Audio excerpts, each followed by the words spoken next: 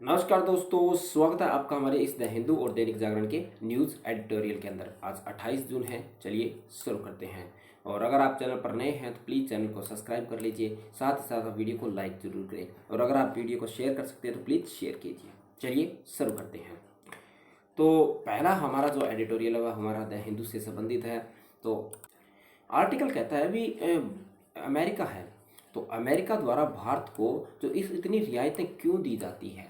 भी रियायतें मतलब जो क्या करते हैं, जैसे हम देखते हैं भी अमेरिका क्या करता है, भी भारत के परिप्रेक्ष्य में क्या करता है, अपने कानून तक को परिवर्तित कर लेता है।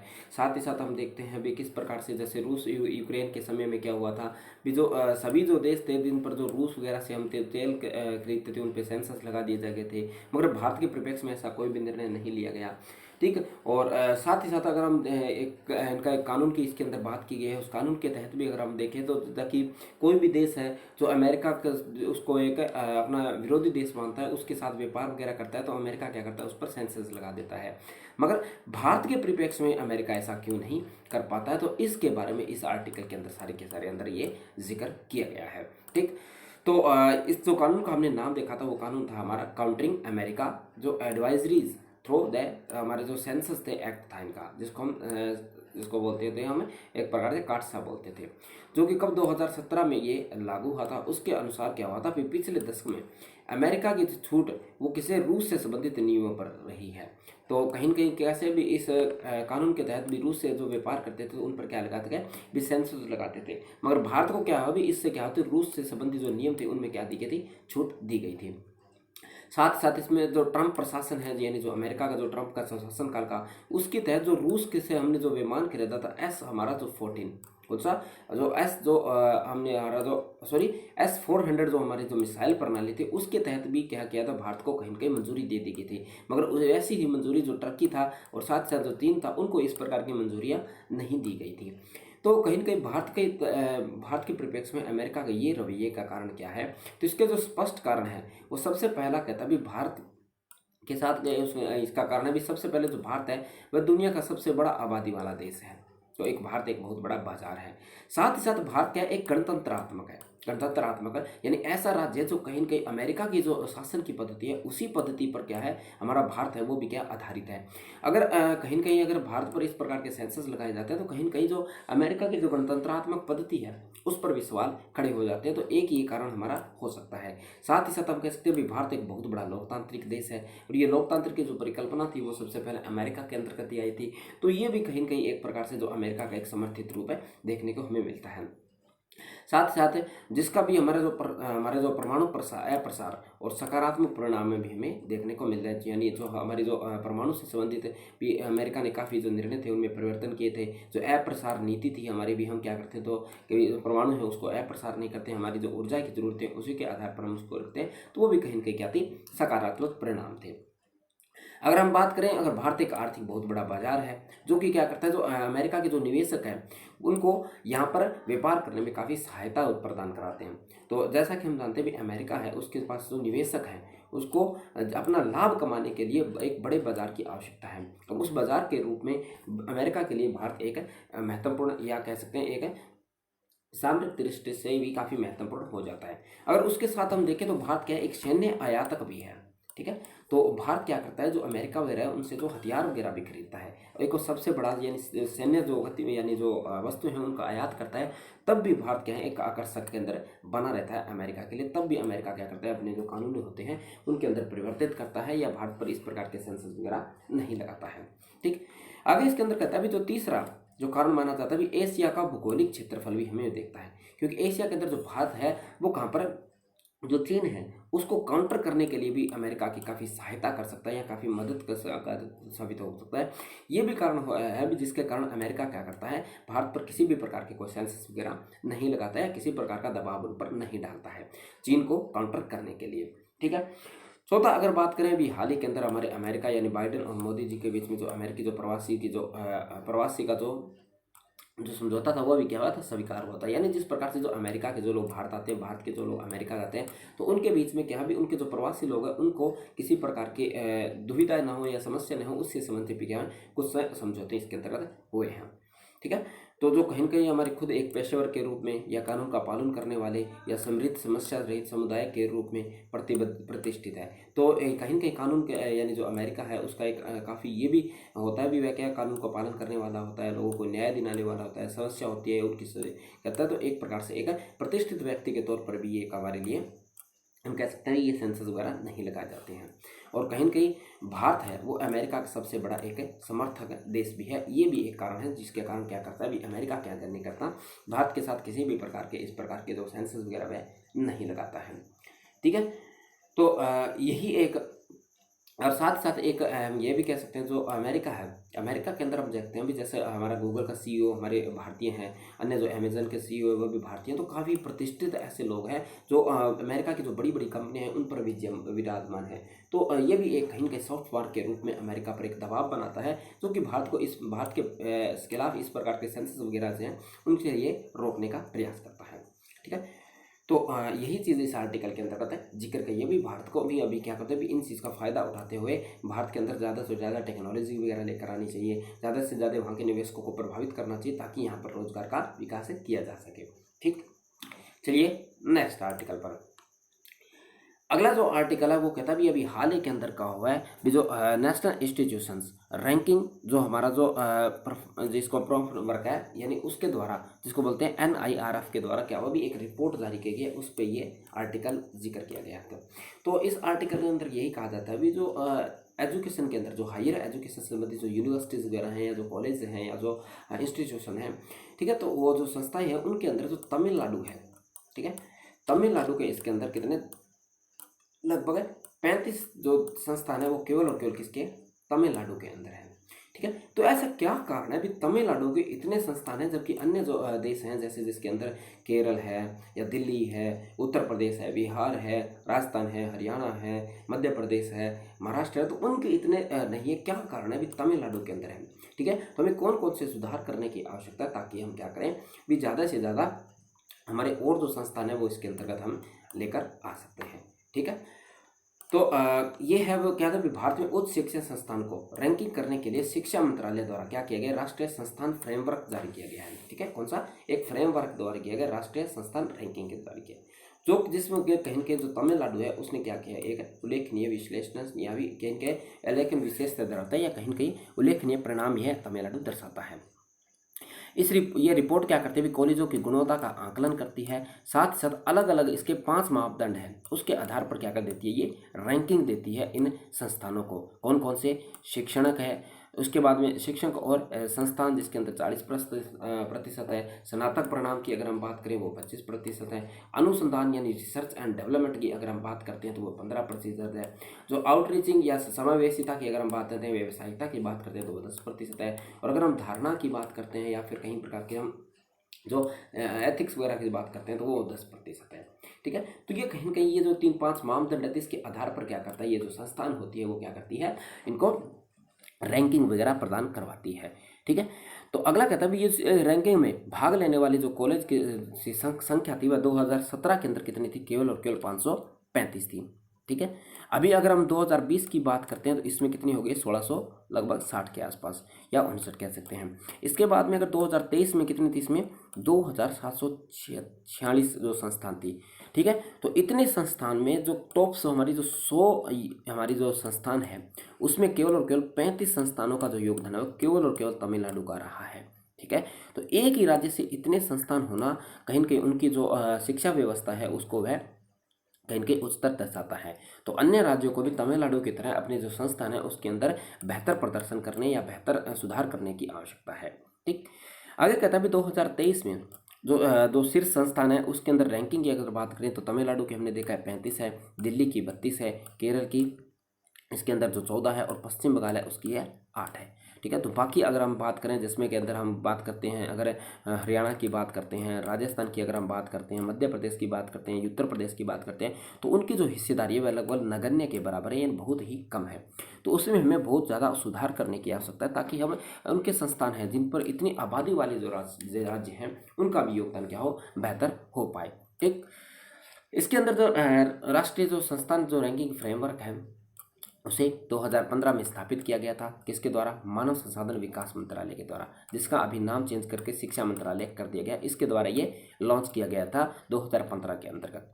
ठीक है। और यह रूपरेखा देश भर में जो हमारे जो संस्थान है उनको रैंकिंग प्रदान करता है और एक प्रकार की सुधार की रूपरेखा भी उनको प्रदान करता है, या कहीं कहीं एक प्रकार के सुधार के रूप में उनको उत्साहित करता है भी वह और अपने अंदर और ज़्यादा सुधार लेकर आए। ठीक है। तो ये किसके द्वारा? ये शिक्षा मंत्रालय, जो 2015 में इसको शुरू किया गया था, जब उसका नाम मानव संसाधन विकास मंत्रालय था। अभी इसका नाम क्या है? शिक्षा मंत्रालय। ठीक है। चलिए नेक्स्ट आर्टिकल पर। अगला आर्टिकल है हमारा दैनिक जागरण से संबंधित है। तो ये क्या था? प्रधानमंत्री नरेंद्र मोदी जी ने अभी एक अपनी रैली के अंतर्गत कहीं न कहीं ये कहा था भाई जो समान नागरिक साहित्य है वह क्या है? इस समय की मांग है। ठीक है। तो इस समय की मांग को देखते हुए कहीं न कहीं भी हमें समान नागरिक साहित्य है उसको लागू करने की क्या है? आवश्यकता है। ठीक। और साथ साथ हम जानते हैं भी जो हमारा जो समान नागरिक साहित्य है वो हमारे जो हमारा भारतीय संविधान है उसके जो राज्य नीति निर्देशक तत्व है उसके अंतर्गत क्या है? ये समाहित है। ठीक है। तो कहीं न कहीं राज्य की जिम्मेवारी भी हो जाती है भी वह समान नागरिक साहित्य को क्या करे? पालन करें। क्योंकि जो हमारा ठीक है, इसके अंदर ये जो लागू न होने की वजह से हमारी जो महिलाएं हैं उनके अधिकार है उनकी अनदेखी की जाती है। ठीक है। उनके जो अधिकार हैं उनको ज़्यादा से ज़्यादा दबाया जाता है। साथ ही साथ इससे देश में दो विधान की स्थिति भी बन जाती है, यानी एक देश में दो कानून बन जाते हैं जिसमें पुरुषों को अलग संरक्षण दिया जाता है और महिलाओं को कहीं कहीं अलग संरक्षण देने की बात इसके अंदर कही गई है। ठीक है। इसके अंदर काफ़ी जहाँ ज़्यादा से ज़्यादा यानी विश्व में ज़्यादातर जो पंथनिरपेक्ष देश हैं उनके अंदर जो अलग से निजी कानून की व्यवस्था नहीं है, पर भारत के अंदर ऐसी व्यवस्थाएं क्यों है? फिर हमें भी इस प्रकार के विचार करने की आवश्यकता है, जबकि हमारे यहाँ राज्य के नीति निर्देशक तत्व है उसके अंदर अनुच्छेद नंबर 44 के अंदर और हमें साफ साफ ये बात कही गई है भी राज्य समान नागरिक साहित्य को यानी हम कहते हैं स्थापित करने का क्या करेगा? प्रयास करेगा। समान नागरिक साहित्य में क्या होता है भी जो हम देखते हैं भी जो कानून वगैरह होते हैं जो कहेंगे जिन कानूनों का जो पालन है वो धर्म पंथ या अपने जो रीति रिवाज है उसके तहत पर किया जाता है। जो कहीं कहीं महिलाएं हैं अल्पसंख्यक हैं उनको क्या करता है? एक प्रकार से एक अलग कानून के तहत हम कैसे कह सकते हैं उनको उनके साथ उनको ट्रीट किया जाता है। ठीक है। और कहीं न कहीं जो हम देखते हैं भी जो इससे क्या होता है भी कि सामाजिक ये जो समान नागरिक साहित्य है वह सामाजिक कुरीतियों को ही दूर करने में सहायक होगी। साथ ही साथ जैसे कोई बाल विवाह है, 3 तलाक है, कुप्रथा है, ये यहाँ तक भी इस प्रकार की जो प्रथा थी जिसको हमने खत्म किया था, तो इसी प्रकार के जो कि क्या करती थी महिला के जो अधिकार थे उनको क्या करती थी? हनन करती थी। तो ऐसी प्रकार से हमने समान नागरिक साहित्य को भी लागू करने की आवश्यकता है जो कि क्या करती है? महिलाओं के अधिकारों को क्या करती है? एक प्रकार से हनन करती है या फिर उनका हनन करती है। ठीक है। तो अब जो ऐसा समय और इसकी बात है जो हमारे जो सुप्रीम कोर्ट है और हाई कोर्ट ने भी इसको कहा भी जल्दी से जल्दी समान नागरिक साहित्य की व्यवस्था भी की जाए या उसके जो दुष्चक्र है उससे भारत को या अन्य जो हमारी जो समाज है उसको निकालने का प्रयास किया जाए। ठीक है। तो ये आर्टिकल हमने पहले भी देख लिया था, समान नागरिक साहित्य को अच्छे से हमने डिस्कस किया था, बस एक अलग सा पर्सपेक्टिव था जब से हमने देख लिया था। क्योंकि जो समान नागरिक साहित्य है वो केवल और केवल कुप्रथा ही नहीं है, साथ ही साथ जो कहीं न कहीं जो महिला के सम्मान के अंदर भी इसके अंदर सहायक हो सकती है। ठीक है। चलिए नेक्स्ट आर्टिकल के अंदर अगला आर्टिकल क्या कहता है भी जो कहता है भी जो जलवायु परिवर्तन है वो क्या करती है? हमारा जो कुपोषण है उसको बढ़ावा दे सकती है। कैसे? तो अभी क्या अभी अंतर्राष्ट्रीय खाद्य नीति अनुसंधान संस्थान द्वारा वैश्विक खाद्य नीति रिपोर्ट जारी की गई है। उसके मुताबिक कहा गया है अभी जलवायु परिवर्तन के कारण वर्ष 2050 तक लगभग 125 करोड़ लोग कुपोषित होंगे। ठीक है। तो किससे? यानी जो 2050 तक जलवायु परिवर्तन के कारण कुपोषण हो सकते हैं। ठीक है। और लगभग 45 देशों के 20 करोड़ से अधिक लोग खाद्य संकट का सामना कर सकते हैं। ठीक। तो कहीं न कहीं ये भी कहेंगे ऐसे में क्या हो सकता है? जलवायु परिवर्तन के खिलाफ हमें ठोस कार्रवाई करने की आवश्यकता है जो कि हमारी आने वाली जो भुखमरी जैसे संबंधित जो हमारी जो समस्या हैं उनसे हम निजात पा पाएँ।